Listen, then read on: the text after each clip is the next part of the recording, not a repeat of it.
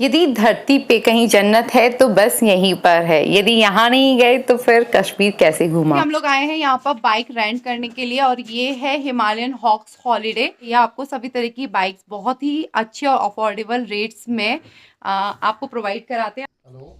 सो भैया आपके यहाँ कौन कौन सी बाइक्स मिल जाते हैं इजीली? हमारे पास रॉयल एनफील्ड की सारी बाइक्स अवेलेबल हैं, स्कूटी हैं, जो भी एडवेंचर टाइप के वो हम रखते हैं। Bike local Kashmir tour, local Kashmir tour के लिए पहलगाम, गुलमर्ग, सोनमर्ग, दूध पथरी, लेह अच्छा। लद्दाख, ये सारा कवर करते हैं आराम से।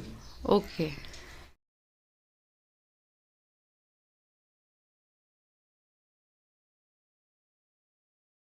ही गाइस, सो हमने फाइनली बाइक ले ली और अब हम जा रहे हैं दूध पथरी।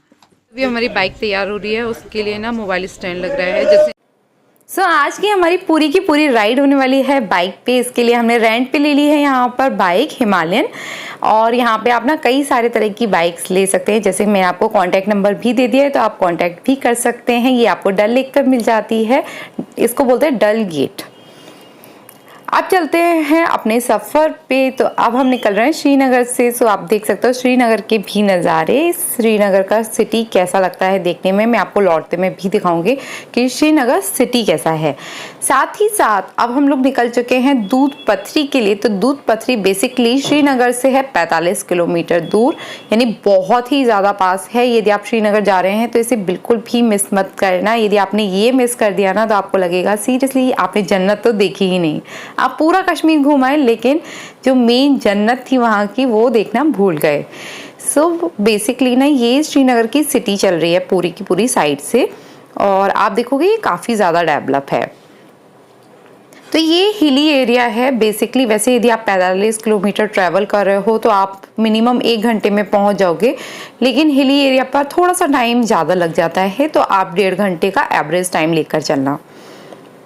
जैसे जैसे हम दूध पथरी की तरफ आगे बढ़ते जाएंगे आपको नज़ारे बेहद खूबसूरत होते चले जाएंगे और वेदर बहुत ज़्यादा ठंडा होता जाएगा। जैसे कि आप देख सकते हो ओवरऑल रास्ता इसका बहुत ही ज़्यादा खूबसूरत है। अमेजिंग सीनरीज पड़ती हैं। जैसे कि बहुत सारे लोग बोलते हैं कि इंडिया का स्विट्ज़रलैंड श्रीनगर ही है, तो वो वाला श्रीनगर आपको यहीं पर देखने को मिलेगा।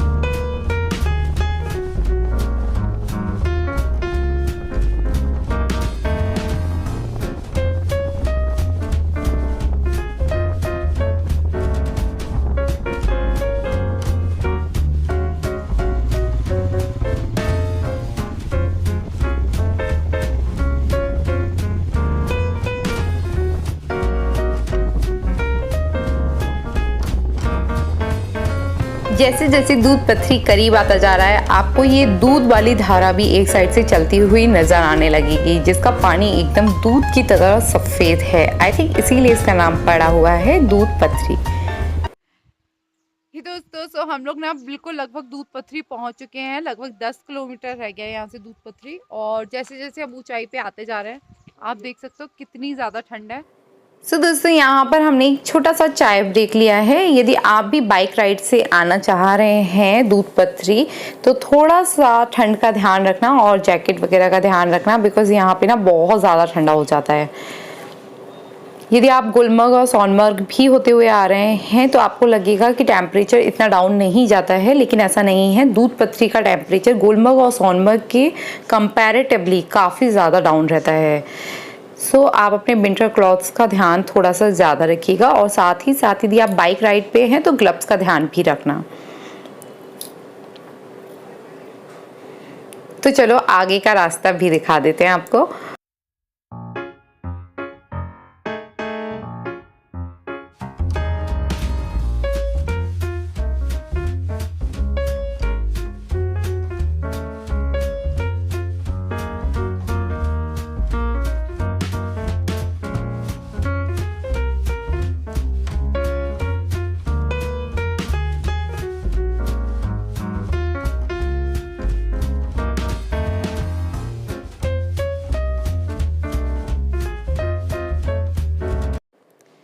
ठंड का अंदाज़ा आप वेदर को देखते हुए ही लगा सकते हो कि कितनी ज़्यादा ठंड होगी आज।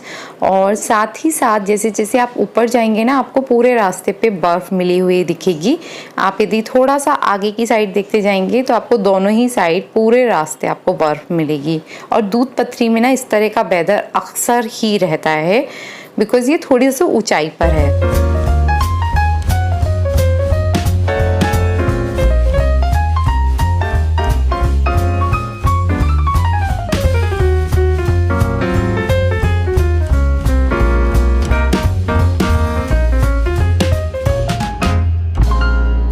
सो गाइज़, अब 45 किलोमीटर तय करने के बाद हम लोग लगभग दूध पथरी के मेन जो वहाँ का मेन फील्ड है वहाँ पर पहुँच चुके हैं। और यहाँ से आपको दिखाई देगा कि आप इतना ऊपर चढ़ते हुए क्यों आए हैं, बिकॉज़ यहाँ पे ना आपको एकदम चारों तरफ क्लाउड्स ही क्लाउड्स दिखाई देंगे और स्नो से ढके हुए लंबे लंबे पहाड़ और बड़े बड़े पेड़।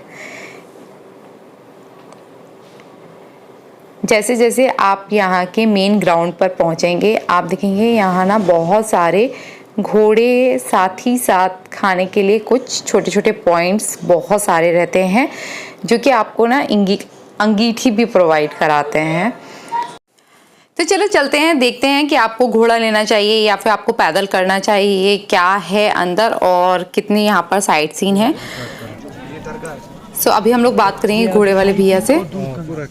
बिल्कुल रास्ता बिल्कुल आलिया भट्ट की कौन सी शूटिंग है यहाँ की है? ठीक है, तो अब हम लोग आ चुके हैं दूध पथरी और आप देख सकते हो कितना ज्यादा खूबसूरत है। ये बहुत ही अमेजिंग है, लेकिन बहुत ज्यादा ठंड है। यदि आप यहाँ आने का कभी भी प्लान करो ना तो अच्छे से कैप वैप जैकेट सब कुछ पहन के आना, बिकॉज जब हम लोग गुलमर्ग गए या फिर श्रीनगर गए तो वहाँ पे ना इतनी कोई ठंड नहीं थी। सो हम तो बहुत ही कैजुअली आ गए यहाँ पे, हमें लगा नहीं था कि इतनी ठंड होगी यहाँ पे, बट ये अमेजिंग है, अमेजिंग। सो दोस्तों फाइनली हम लोगों ने डिसाइड किया कि हम लोग लेंगे घोड़े आगे के सफ़र के लिए, बिकॉज ये ना पूरा टोटल मिलाकर 8 किलोमीटर का है जो ये आपको पूरा घुमाकर लेकर आते हैं। यदि आप पैदल जाने की सोच रहे हैं तो आप देख सकते हो कितनी ज़्यादा पूरे तरफ स्नो छाई हुई है। आप पूरा 8 किलोमीटर कवर नहीं कर पाएंगे और आप बस एक आधी पॉइंट से वापस आ जाएंगे। बट जैसे कि हमने एक चाय ब्रेक लिया था तब वहाँ पर हमारे भैया ने बोला था कि आप पूरा कवर करना एंड तक 8 किलोमीटर तक, बिकॉज़ वहाँ पर जाकर जो आपको फीलिंग आएगी वो बहुत डिफरेंट होगी जो आपको ग्राउंड से नहीं मिल सकती है। सो हम लोगों ने फाइनली डिसाइड किया कि हम लोग घोड़े लेंगे। सो यहाँ पर आपको एक घोड़े की कॉस्ट अलग अलग टाइम पर अलग अलग मिलती है। वैसे आपको आई थिंक घोड़ा लगभग 2000 रुपये पर घोड़ा मिल जाता है आराम से, और यदि आप चाहें तो थोड़ा सा बार्गेनिंग करके थोड़ा कम या ज़्यादा भी करा सकते हैं। इसी के बीच में ना भैया ने हमें बताया कि 8 पॉइंट पड़ेंगे।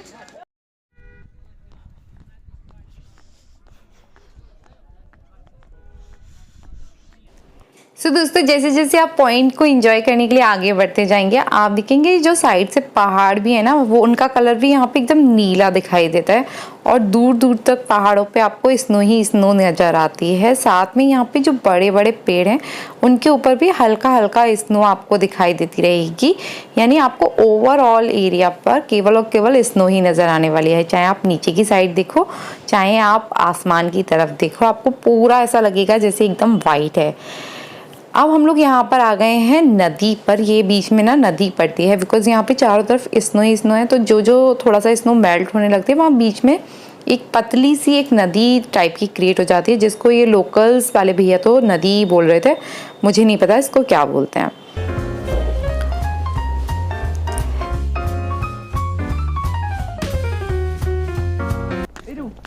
इरू आपके घोड़े का दिन में कितनी बार हम सफर।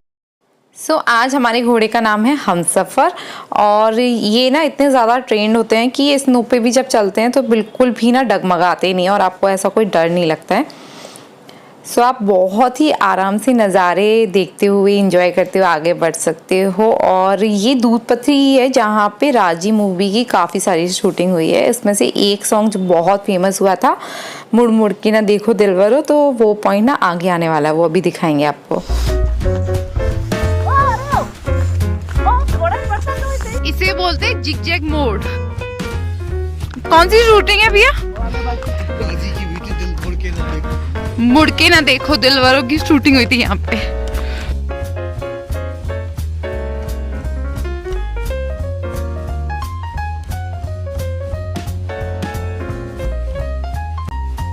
ये है यहाँ का धोबी घाट।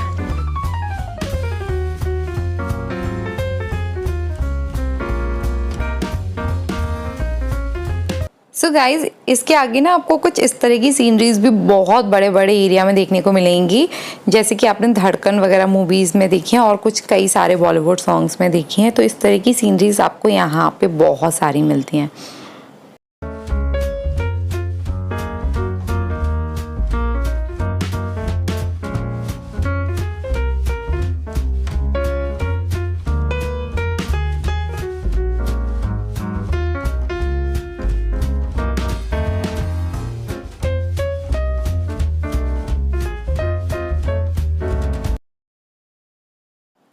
सो यहाँ पर ऐसा बोलते हैं कि यहाँ दूध पथरी में जितना भी स्नो आपको दिखाई दे रहा है या ये छोटे छोटे वाटरफॉल्स आपको दिखाई दे रहे हैं, इनका जो कलर है, यदि आप इसको दूर से देखोगे ना तो आपको एकदम दूध की तरह सफ़ेद दिखाई देगा।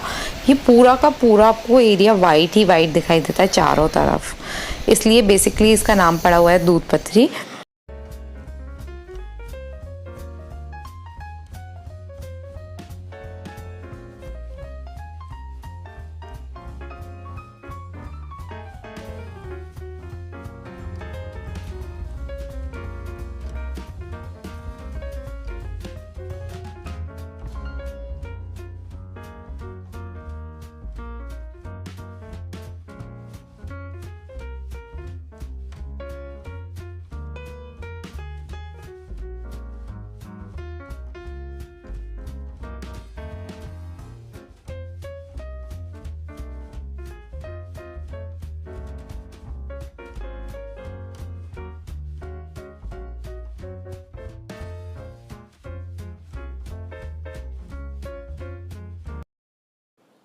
सो अब हम पहुँचे हैं फाइनली दूध वाटरफॉल पे, जहाँ पे पानी जब भी इकट्ठा होता है तो इसकी जो प्रेशर है वो बहुत ज़्यादा तेज़ रहता है। जैसे जैसे थोड़ी सी गर्मियाँ और बढ़ती जाती हैं, यहाँ पर ये वाला वाटरफॉल बहुत ज़्यादा बड़ा होता जाता है।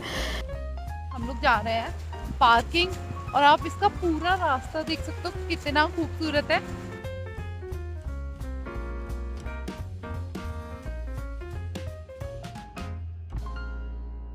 सो इसके जो फाइनल पॉइंट है ना, जो यहाँ पर बोलते हैं पार्किंग, सो बेसिकली वहाँ पर क्या है, एकदम वो आपको टॉप पे पहुँचा देते हैं और वहाँ पे रहने के लिए स्टे भी है। यदि आप चाहें तो वहाँ पर स्टे कर सकते हैं। वहाँ पर कुछ डोम टाइप के बने हुए हैं और वो काफ़ी ऊंचाई पर है।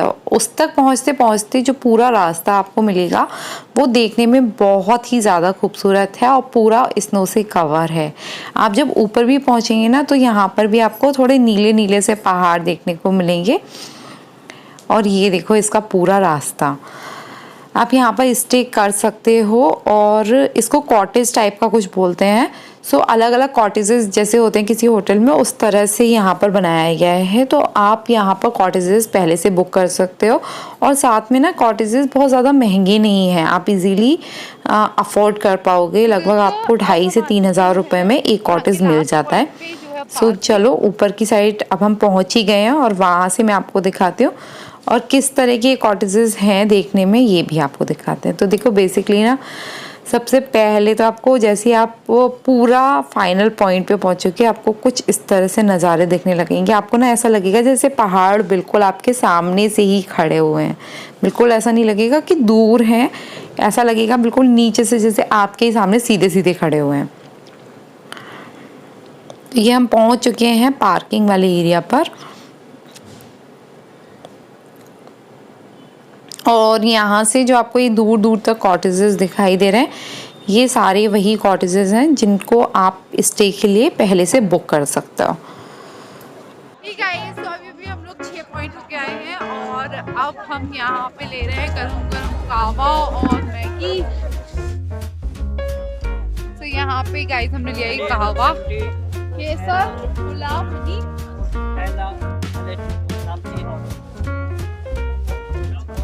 और ऊपर से बादाम।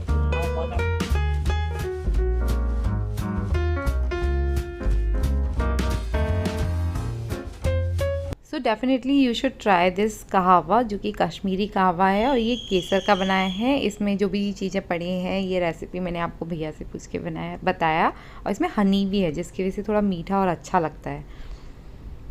तो चलो वापस से चलते हैं, और वापस से जाते टाइम आप देखते हैं यहाँ पे जो ये सीढ़ी वाली खेती होती है। और हाँ, यदि आप यहाँ पर आने की सोच रहे हैं ना, तो मडगांव वाले रास्ते से आना। मडगांव वाला जो रास्ता है वो कंप्लीट हाईवे है और आपको कोई प्रॉब्लम नहीं होगी। लौटते में यहाँ पर पड़ रहा है पूरा श्रीनगर का सिटी, और जब तक आप कहीं भी घूमने जा रहे हैं और वहाँ का सिटी नहीं घूमते तो आपको पता नहीं चलता है कि एक्चुअली ये शहर कैसा है। सो यदि आप कहीं भी जाए ना, तो उसका सिटी आपको एक दिन तो एटलीस्ट आपको 2 घंटे 3 घंटे ज़रूर घूमना चाहिए। सो आप देख सकते हो ये काफ़ी ज़्यादा डेवलप है। सो इसी के साथ आज का टूर हमारा ख़त्म हो रहा है, और आपको ये कैसा लगा है हमें ज़रूर बताना, और अच्छा लगे तो लाइक कर देना।